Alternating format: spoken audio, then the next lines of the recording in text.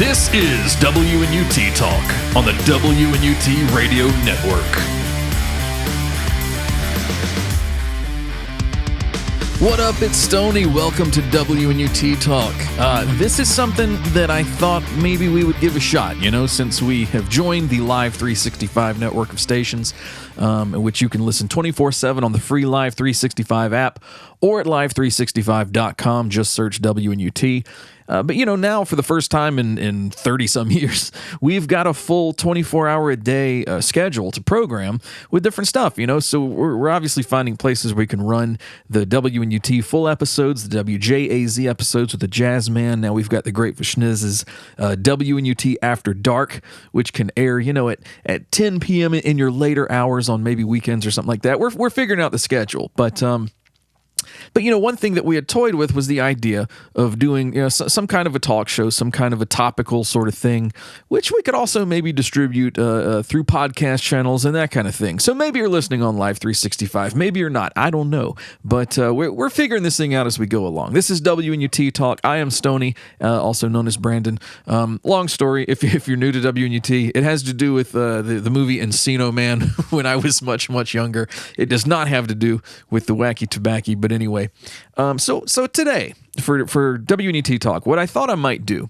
is talk about physical media and the experience of finding it and going out and shopping for it and discovering things, brick-and-mortar stores, that kind of deal.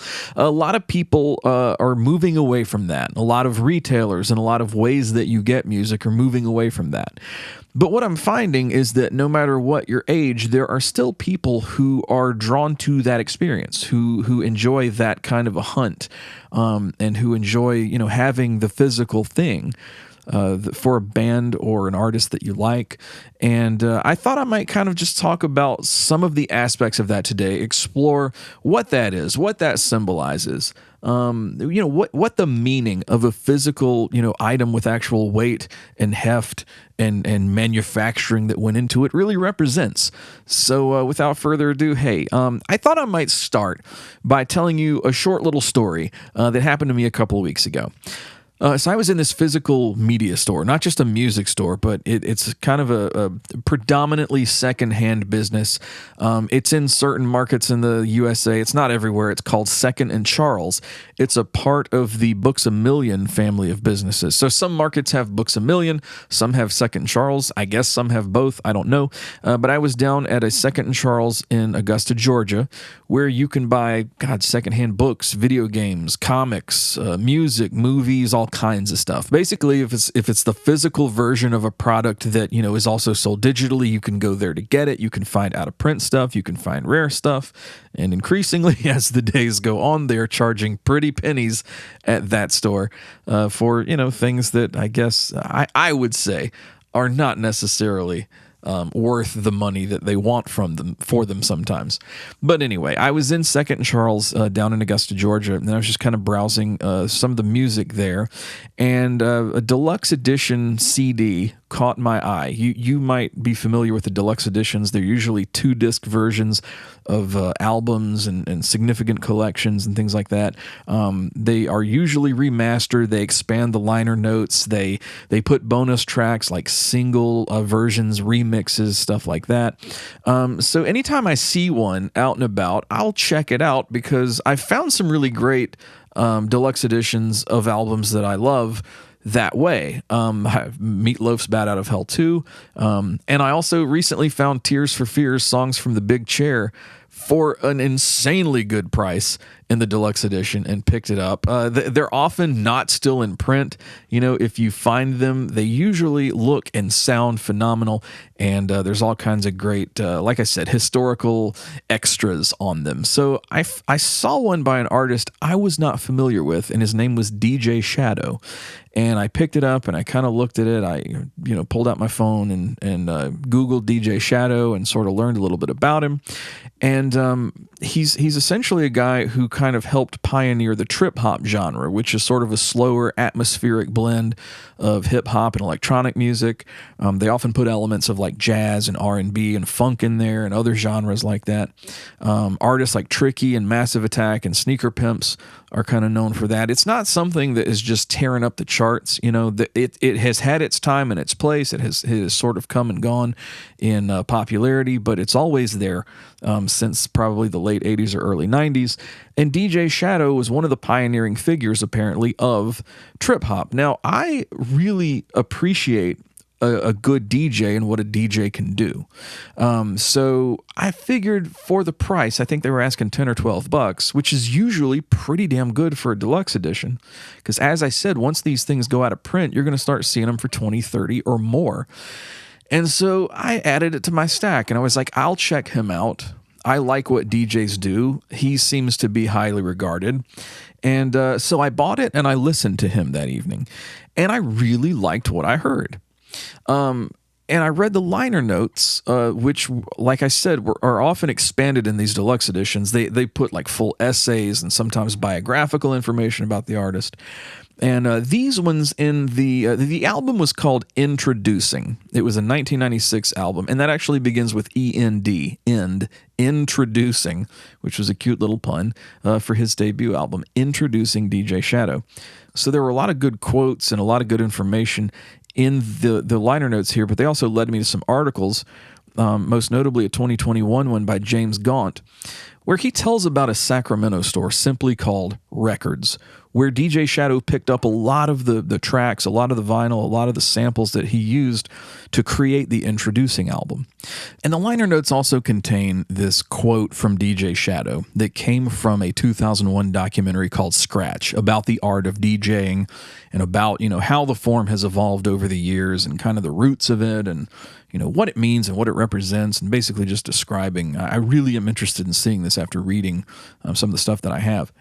And the quote kind of grabbed me. The quote that DJ Shadow said about the art of digging through, and I'm calling it an art, we'll get to that in a minute, about the art of digging through some of these obscure and forgotten, pieces of vinyl or whatever the case may be in record stores and pulling these physical pieces of media out of stacks and creating something with it. He said this: "Just being in here is a humbling experience because you're looking through all these records and it's sort of like a big pile of broken dreams in a way. Almost none of these artists still have a career really, so you kind of respect that. If you're making records and you're a DJ and putting out releases, whether it's mixtapes or whatever, you're adding to this pile, whether you want to admit it or not." Which is a powerful quote to me. The idea that he is among these just decades, hell, more than a century even, of tracks and of albums and of releases by people who might still have a valid music career, might have had a moment, might have been what, some would call a flash in the pan, might have shot their shot and not gotten anywhere. And, he talks about the respect for these artists and what they did and going for it and trying to achieve their dream and adding to this pile. And we'll come back to that quote. I wanted to touch briefly on the fact that I'm calling that an art, taking a record and making something with it. One thing that I'm going to enjoy about WNUT Talk is that it allows for tangents. I'm just going to indulge them. And it's always bothered me when people say that DJing and mixing aren't music or music creation, that DJs, they're the ones doing it are not musicians, or that it's not an art form. The detractors talk about it like DJs just pick up a record and then put the needle down on it, and then boom, they stand back with their arms crossed and claim that they've made music. And I think most people with about half a brain cell know that's not the case. Also, I've been a musician for 30 years or more, and those guys, DJs, the ones who are doing this, have skills that not only blow away anything I can do, but I infinitely respect. I sit there with my jaw open, looking in awe at what a good DJ can do with different samples and, a drum machine or a beat, processor. There are things these guys can do that I can't dream of. And the idea that somebody would dismiss it because they don't understand it or because it's being made with unconventional instruments, in this case being records that, yes, somebody has released. Somebody has recorded the music on them. They've released them, but then people take that and they make music with it. The same way that a drummer might incorporate an oil can into a percussion track that he's creating, and you might say, well, that's not music because you're using an oil can. But it is, because you're incorporating something that wasn't intended to be used in that way, and you're kind of blending conventional and unconventional instruments to create a unique sound that would not exist without what you've done and how you've brought those elements together. And that's what these DJs do. It's not just the sounds of these records. You know, they're taking samples, they're mixing and chopping things, they're rearranging parts, they're bringing in beats that they have either programmed or created or had someone produce. There's a lot of elements that go into what DJs do besides the record. The record is one element. So no, that's highly not the case, and I wish more people could open their minds to that. Because the second that I did, many, many moons ago, it unlocked a whole world of enjoyment, music that I could appreciate that I could not previously, and that I can appreciate in a way that sadly some people out there deny themselves. So, you know, that's my 2 cents on it. But anyway, I've often likened it to jazz. I think that people are able to take these things and see the potential to create music and to layer parts in ways that most of us aren't wired to think. We wouldn't be able to do that. And they can do it in a way that honestly 40, 50 years ago created a genre, but still continue to revolutionize several genres by doing so.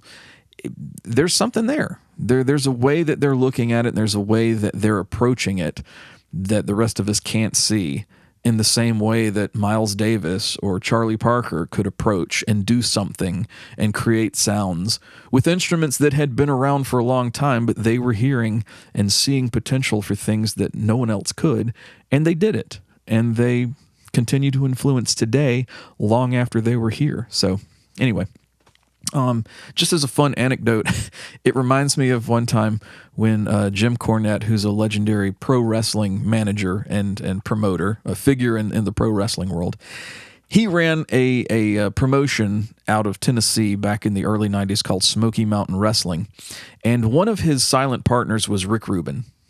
Yes, Rick Rubin of Def Jam Records, the hip-hop producer and mogul. That Rick Rubin helped bankroll Smoky Mountain Wrestling. And one time Jim Cornette was talking about the fact that he wanted to play certain songs as entrance music for some of the wrestlers, but he didn't have the rights or the money to pay for the rights to play these songs, you know, because these shows were going to be broadcast on television. And he says to Rick, you know, what can we do about this? And Rick said, Jim, just do it. Just do it until somebody tells you not to do it. And Cornette says to Rubin, are you sure? We could get in trouble, right? And Rick Rubin, according to Cornette, looks at him and says, Jim, I make hip-hop records. We take other people's music and sell it. So Jim Cornette said, you know what? I point taken, and he went and he played the music, and nobody ever asked him not to do it, and he got away with it. And this was 35 years ago. So it's too late now. Statute of limitations is up. But there's a guy whose livelihood hinged on this art form and pushing these boundaries and helping to pioneer, what hip hop and DJing is through the 80s on into hell. Today, he's still at it. He's still an important figure in music. And so I appreciate his humorous take on it. That was my tangent about DJing as an art form. We'll get back to DJ Shadow in just a moment. Don't go anywhere. We'll be right back after these messages. Full episodes at 6, noon, and 8. The best music mix all day. WNUT. You're back on WNUT Talk. I am Stoney, rambling here today about physical media and DJing and all that fun stuff. We've talked about DJ Shadow a little bit, and he's not really the point of the story. We're not gonna discuss his career or his discography or anything like that. DJ Shadow is an example of just something that I don't think I would have found if it weren't for the ability to kind of rifle through these physical products, these actual existent manufactured versions of music that are out there sitting in record stores and flea markets. And hell, antique stores, pawn shops, etc., thrift stores across the country, worldwide, which is going to form a very important point kind of in what I think the significance of all this media is that's out there, kind of waiting to be discovered or waiting to be explored. On WNUT episode 38, just a few months ago, Acoustic Vibing, I told a brief story on there about a deluxe version that I used to have of the Anthrax album, We've Come For You All. And this version of the album came in like a 7-inch square cardboard, like a trifold package. The cover opened like a book, and then there was another panel that folded out the opposite way. And that revealed a CD that was slipped into a little pocket in the center, as well as a purple 7-inch vinyl single that pulled out of one of the compartments and had the 2 bonus tracks on it that some versions of that release just tacked onto the end of the CD. It was a really cool little package, like an oversized version of the CD. You're buying it for the CD. You're not buying an LP of Anthrax, We've Come For You All. But then there's these 2 bonus tracks that are not on just the standard issue CD that you would get back in 2003 when that came out. And they include a 7-inch that has the A and B side as those tracks. And it's purple, as I mentioned, to kind of go with the, the color theme of the album art and all that stuff. And it's things like that I feel like we're losing in a big way with the advent of streaming and the constantly diminishing consumption, I'll say. We don't consume physical media on really at any level like we used to. But the dependency on physical media, the idea that if you want something, you go and get a copy of it, you don't really have to do that anymore. You really don't even download these things anymore. You wouldn't buy a download like you would when iTunes was a big deal, which is kind of sad. I just think that it is, I'm somebody who, even if I weren't of the generation that collected this stuff and the only way we were going to get it was if we went out and bought it. Even if I weren't of that generation, I know teenagers and 20-somethings and just, I know younger people than me today who feel like if they really love an artist, they want to go out and get a copy of what that artist has released and sort of build their personal library, at home of these creators that they love, whether they're musicians, whether they're authors, whether they're directors of film, whatever it may be. This is something that Taylor Swift brought back recently that I appreciate. I've heard a lot of people complain that Taylor Swift fleeces the fans because she releases, like 4 different versions of an album, and the covers will be different and that kind of thing. But it's up to us as fans to decide what type of collector or listener we're going to be, right? And which or how many versions of a thing we want to pay for. So Taylor Swift is not making anybody go out and buy multiple releases to get like all the songs. It's not like unless you buy 4 versions of my album, you're not going to get the full album. No, every one of those versions you get contains the full album. So she's not ripping anybody off there, right? I think artists 10 and 20 years ago were worse about that by far, because like the Target version of a CD would have 2 songs that no other version had, and then the iTunes version would have 2 more that weren't on the Target version or any other, and then the deluxe, like you'd go to Walmart and they might have 3 more tracks on the deluxe version there that weren't on. Aerosmith did that with what was it called? Music from Another Dimension, 2012, I think.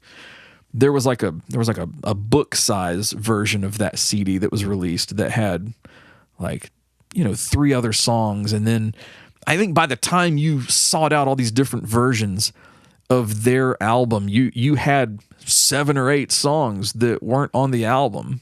And I'm like, that shit right there drove me insane back in the day. And so we're not doing that now, at least not to my knowledge, and or not as egregiously as we were back then.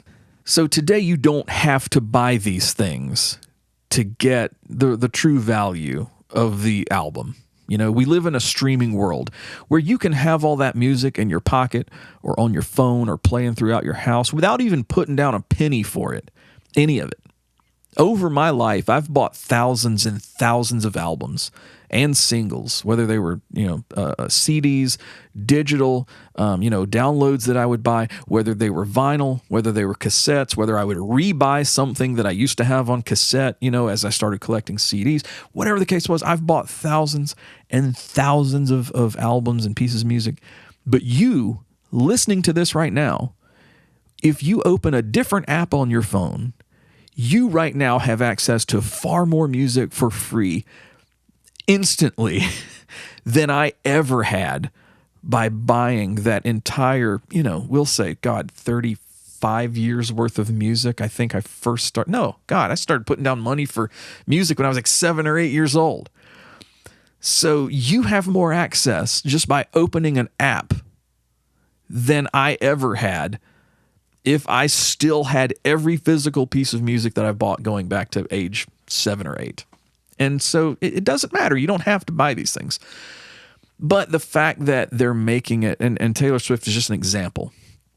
K-pop is another. I don't listen to K-pop. I'm not even going to denigrate it. I don't know enough about it to love it or hate it. But K-pop is doing something spectacular when it comes to making fans want the physical product. They're making it different. They're including all kinds of extra value stuff, like whether it's like the photos or the trading cards or the little photo booklets and things.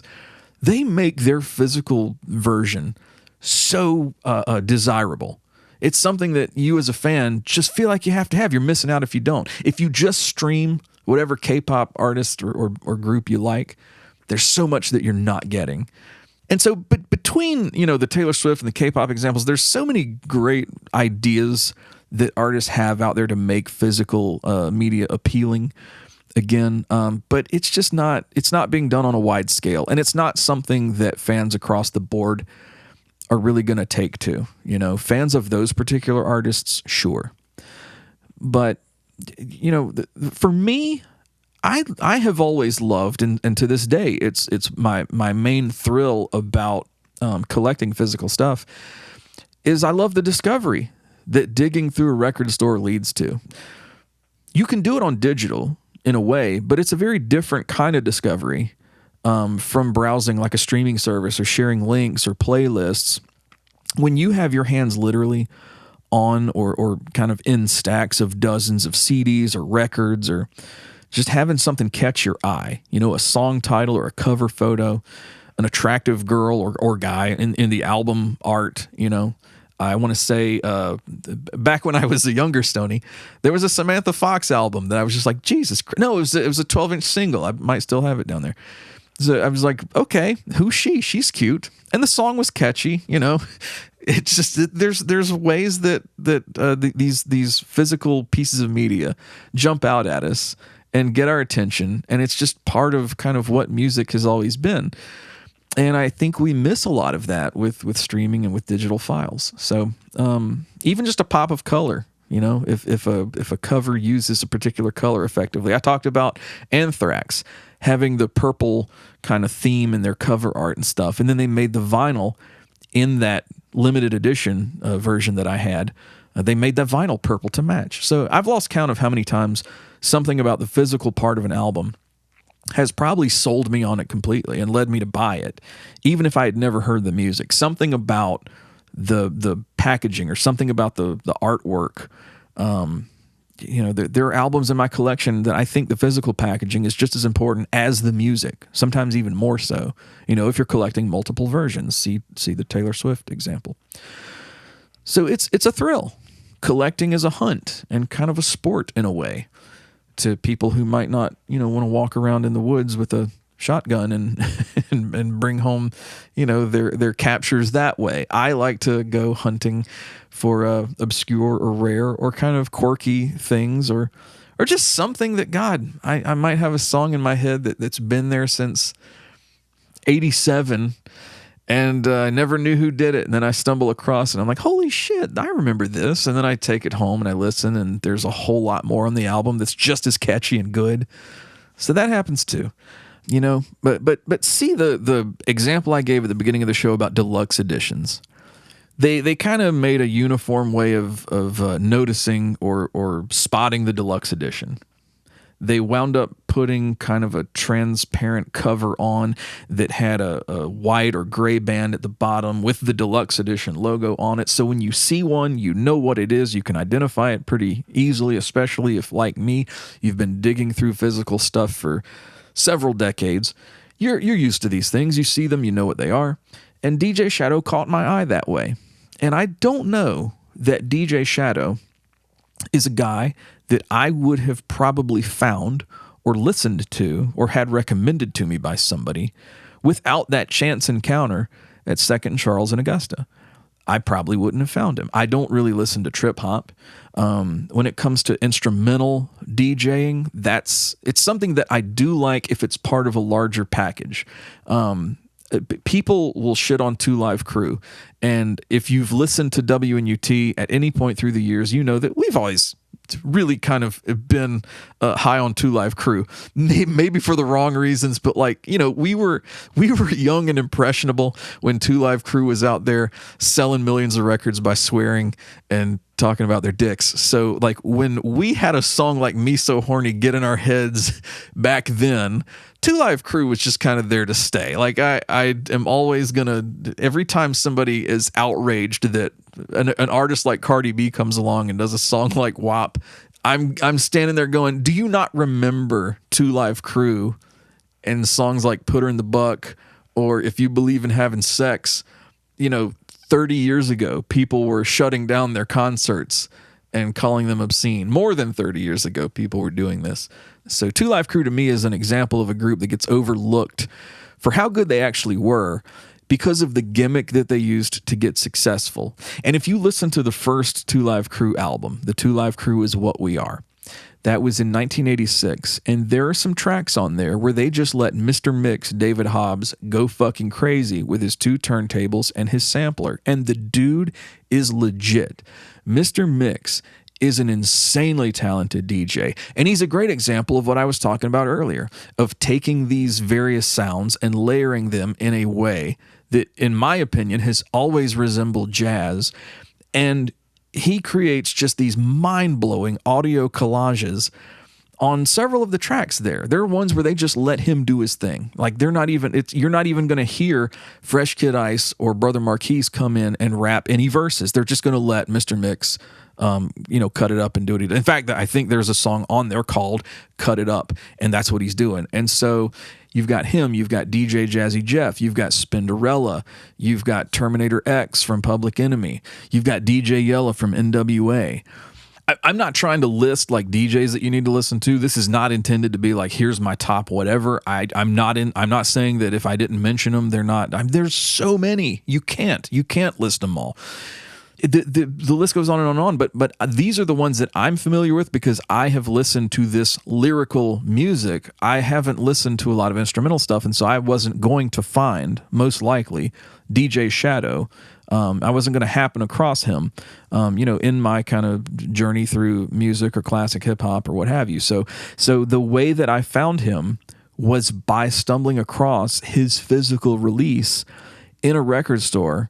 Or in this case, a physical media store that sold records, and just wondering what it was, kind of being curious about it, looking it up, saying, I'm going to give this a chance. And that to me is one of the most magical moments in collecting or in, just wandering the stacks and stacks of physical media in places like that. And so this is not me recommending him. He's not for everybody. You may like DJ Shadow, you might not if you listen to him. I don't know. He was awesome. The way that I found him was great. I'm going to listen to more of his shit. But all I'm saying is it's something that I think wouldn't have happened just on streaming. It's something that wouldn't have happened just in the digital realm, at least not for me. It does happen, but it happens differently. I have discovered things by happenstance in the digital age. Click on something with an eye-catching thumbnail on your sidebar, or you take a moment to, look at like the promoted posts by bands who are trying to get their music heard. Hell, I finally gave in and I ordered a CD by a group called Proper Youth, whose ads were not going to leave me alone sometime last fall. And so then their album Rusty Grand Am showed up a little while later, not quickly, but in fact, I got an email from one of the guys in the band purportedly saying, hey, we just want to make sure that your CD got to you fine and everything. And this is one of the artists who are making a deal when you see their ad. It's like, get a free CD and all you pay is shipping. So I jumped on it. And I had to tell the guy, actually, no, it didn't show up. Doesn't even show where it's been shipped yet. So, but then it finally showed up. Album called Rusty Grand Am. And while they didn't become like a new favorite band of mine or anything, their song Local Gravity on that CD is addictive as hell. I love it. And that's where their sweet spot is. And I hope their next album is a lot more like that. So check out Proper Youth. Listen to them. That's one that I found just kind of happening across them in the digital space, but it's not very common for me. In fact, I first listened to Chappell Roan because I heard Jon Stewart on The Daily Show make a comment about her music. Because apparently before the show tapes, he will do a Q&A and he'll kind of warm up the crowd a little bit. And somebody in the opening discussion with the host must have mentioned Chappell Roan to him or something, because then he comes in and he makes a Pink Pony reference in the opening segment of the show.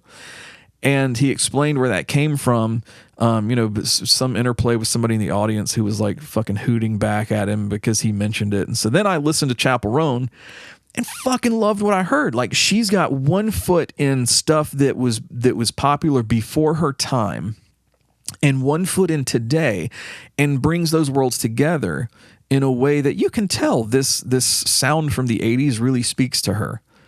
But she would have been like -15, like she didn't exist in the 80s, but this music is in her soul, and she is able to use it as a tool in the music that she makes today in a way that speaks to people her age and younger than her, and clearly people older than her as well, because it's a sound that a lot of us grew up on and remember and love.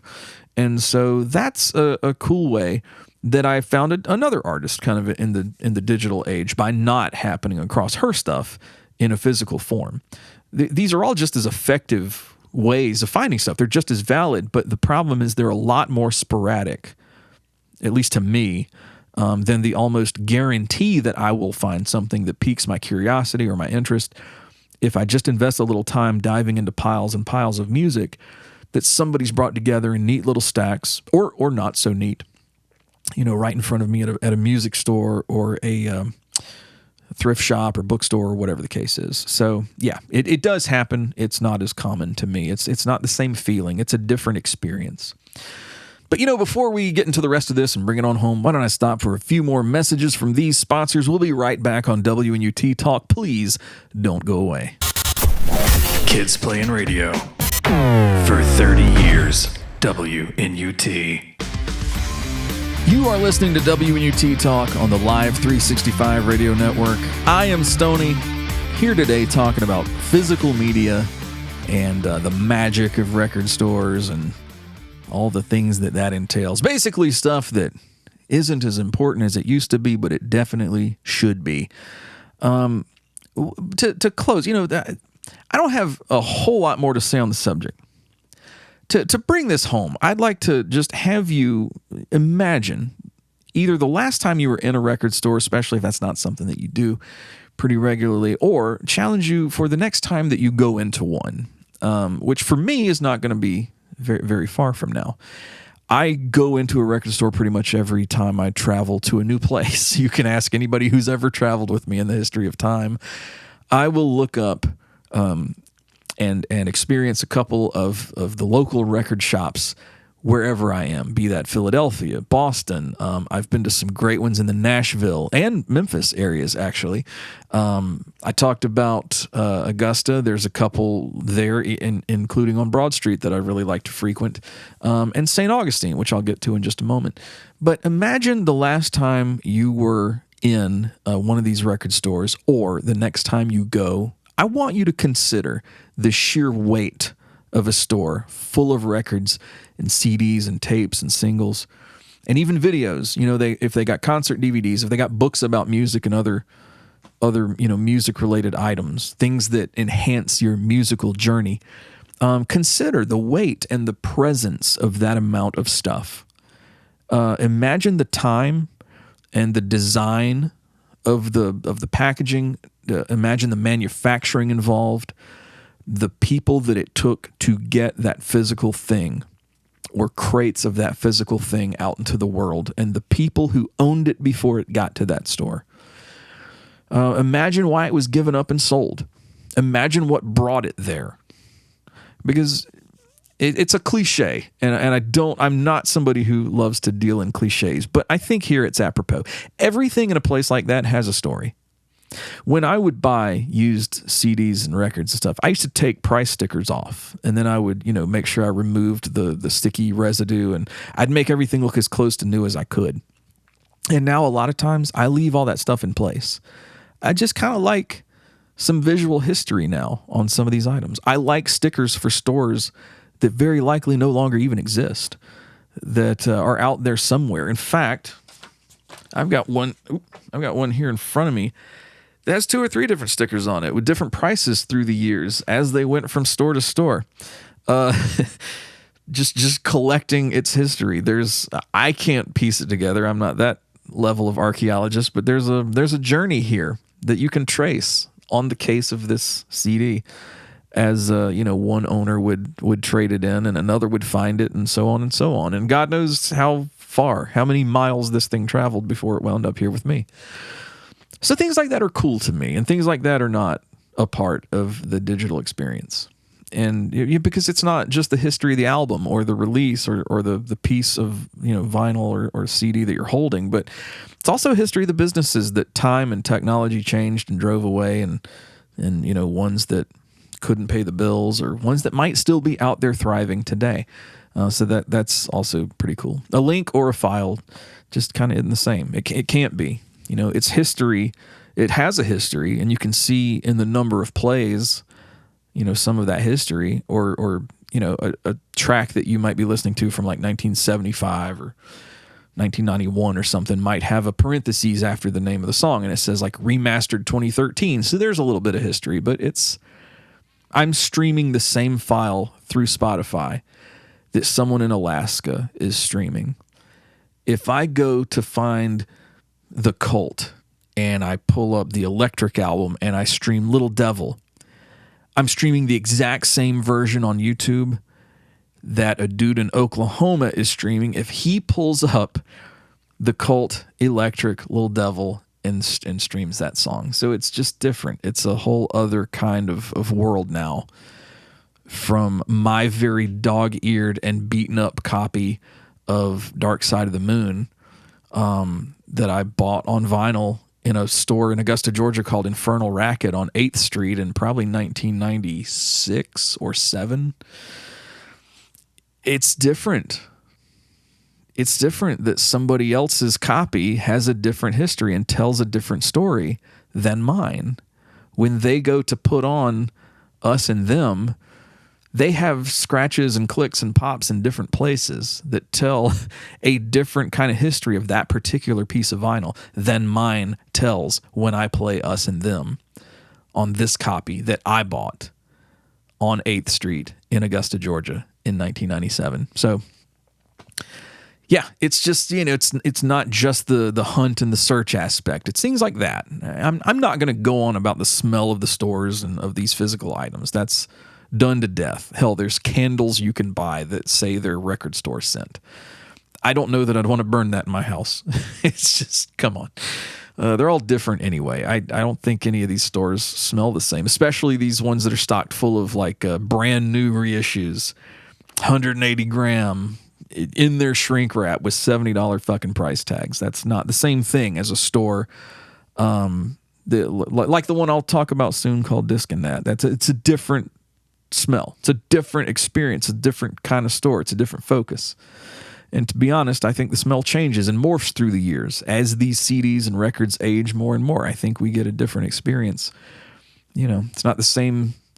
Your local record store that you love doesn't smell like it did 5 or 10 years ago. But I'm tangenting again. So the record store I was referring to is called Disc and Dat. It's in Bethel, Connecticut. It's been there for decades. It looks like it must have looked, in the late 80s or the mid 90s. It's full of CDs and vinyl and even VHS and DVDs of everything music related you can imagine is in this tiny little shotgun store, this music store that still brings a shit ton of shoppers daily. And one thing I've learned over the years is that if you want to dig through the good shit, if you want to really find the treasure in a store like that, you're going to go off the beaten path. You're going to get down on your hands and knees and you're going to go under the shelves and you're going to pull out boxes and you're going to go through them like an archaeologist. You're brushing the dust off the dinosaur bones down there because all the shit, you're laying hands on stuff down there that most people don't have the patience or the focus to dig through. And that is where the kind of discovery that I like happens in a way that it just doesn't if you're, looking at all the shit that's like at waist level and it's up on the rack that everybody goes through. Dozens of people have already picked through it that day. You've missed all the good stuff that's on prominent display there.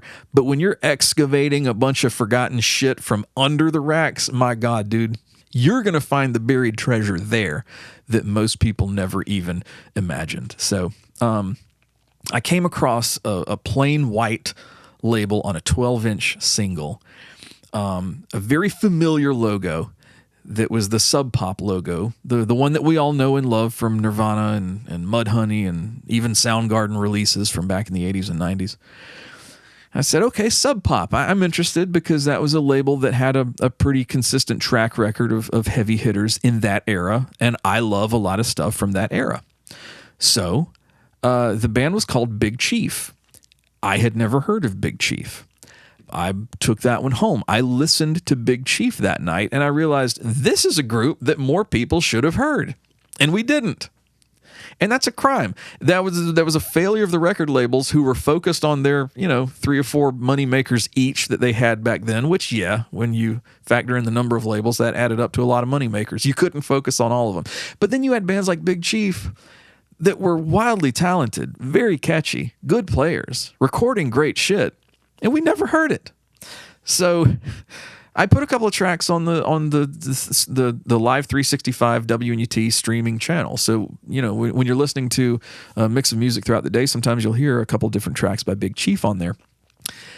That's another discovery that I wouldn't have made without getting down on my goddamn hands and knees in this record store with so much great shit. There are pieces in that store that are buried deep enough, I guarantee you human hands probably won't touch them for close to another decade. There's that much stuff just kind of stacked and hidden in this place. You can't go through it all. But because I did, I found this group that the label system kind of failed them back in the day. Time is failing them. We're not going back and going, hey, what about this great band from like the early 90s that you probably didn't know about? Who's doing that? And so finding that familiar Sub Pop label on this 12-inch piece of vinyl that was sent out as a promotional thing to the radio stations, which then contributed to failing this group of talented musicians, is what got my attention and taught me that they exist. And I'm very glad that I had that experience. And I'm very glad that people listening to WNUT today can hear Big Chief and hopefully go, holy crap, that was cool. Let me go find something else by this group. They got like 3 or 4 different albums. They got a bunch of singles and like, collections of stuff that just people need to listen to more. So now, like I said, have I discovered things by happenstance in the digital era? Sure. Do I prefer the very intimate and very immersive approach of doing it the physical way? You bet your ass. That's, to me, not just rewarding, but so unique. No two people's experience doing that is going to be the same. And the collection that you curate, the pieces that you take home and that you turn into your little, corner of the music world, and the stacks that you put together are going to be so unique to you and tell such a story about you and what your tastes are and who you are and, where you've been in this search. And like I said, I love doing it everywhere I go. Just a few weeks after I found the DJ Shadows CD that I started this episode off talking about, I was in a music store down in St. Augustine, Florida called Music Matters. And I was digging through boxes of CDs that were stacked at the end of a rack. And, the owner told me, look, some of that stuff's not even priced yet. You feel free to go through it. But, if you find anything, it doesn't have a price tag. Let me take a look at it. I'll figure it out. And I pulled out one that did have a price tag on it, and I picked it up. And it was, guess what? It was another DJ Shadow release. Here's a guy that I had not heard of or heard anything by, had no idea who he was. And within 2 weeks, I'd found 2 releases by him just by happenstance, by going through some forgotten stacks of shit in some physical stores. And the one that I found in St. Augustine was called Preemptive Strike, which is kind of a cool companion piece to Introducing, because it's a collection of singles that he put out around the time the years surrounding when he made the Introducing album. And some of these tracks are even on Introducing in slightly different forms. So it was kind of like Kismet, as the cosmic hippie types might say. It was meant to be. Here was this new kind of curiosity that I'd happened across and that I was wanting to dive more into some of his work. And the opportunity was right there in my hand, and I picked that one up, and I brought it home with me, including another piece on vinyl by a different group that I'd been looking for many, many years and actually had kind of accepted that I never would find, and I happened to find it there. So yeah, that's the kind of shit that happens in the physical space, in the world that used to be, that doesn't so much happen today in the digital music and the streaming music era. And I say this all the time. I love collecting singles for the specific reason that there are so many forgotten remixes and B-sides and tracks that were released on singles that still have yet to find their way to streaming services. When record labels put an artist's output or discography on the streaming services, they're going to prioritize albums, and then they're going to go to the EPs, and then they're going to put, collections. And some of these stray tracks did wind up on collections and compilations, like your best ofs and your greatest hits and your whatever the fucks. But a lot of these singles have remixes and B-sides that you just can't find on streaming. YouTube, maybe, because the fans, if something is being ignored, the fans will put it up there. And they'll take the copyright claim and all that stuff, and they'll just say, look, it just needs to be out there so people can hear it. But a lot of that stuff's not being preserved the way that it should in an era where there's no excuse not to. And so for that reason, I love collecting singles and kind of more obscure releases, compilations and things. That's another big part of it to me. And so going back to the quote that I read at the beginning that DJ Shadow said in the Scratch documentary, I look around at a music store full of these items, and I don't think these are broken dreams. I don't think any of these dreams that are stacked around me or waiting to be found or collecting dust even are broken. To me, every one of those pieces of vinyl or CDs or any other medium represent dreams lived or realized. And I personally am in awe of every one of those realized dreams. Because somebody did it. Somebody got out there and made it. Somebody wrote the song. Somebody financed it. Somebody got discovered. Somebody had a backer who believed in them. Somebody believed in themselves. And somebody made it. And they put it out there for somebody like me or you to just happen across one day and wonder, what the hell is this? I wonder what this sounds like. Or, man, what a cool fucking cover picture. Or, that guy has an interesting look. I wonder what kind of music he might make. Even if they only sold 15 copies of that thing, it's out there. Do you know how easy it is to put something on Spotify that nobody ever even finds and streams and clicks on? I think it's easier to happen across something in a stack that's going to grab your attention one way or the other. Even if it's just cheesy. If it's something you want to laugh at, okay, cool. But that is still a realized dream. And that's something I still respect. And I wish more people did. And I hope that you do. And I hope maybe after listening to this, you'll go, God damn it, I'm going to get up and I'm going to go find the closest record store to me. And I'm going to go browse for an hour. And I'm going to find something there that I never heard of. And I'm going to take it home and I'm going to check it out. I think I've inspired myself to do that as soon as humanly possible. This is Stoney. You've been listening to WNUT Talk. Check us out on the Live 365 network of stations. You can listen 24/7 on the free Live 365 app or at live365.com. Just search WNUT. Also on YouTube at The Real WNUT. There are full episodes of the show going all the way back to the 90s, so check us out there. We hope to see you again soon. And hey, just like Casey Kasem used to say, keep your feet on the ground and keep reaching for the stars. Keep your hands and knees on the ground. Keep digging through those crates of stuff that time forgot, because let me tell you, you will find the treasure there. We will see you again soon. I'm out.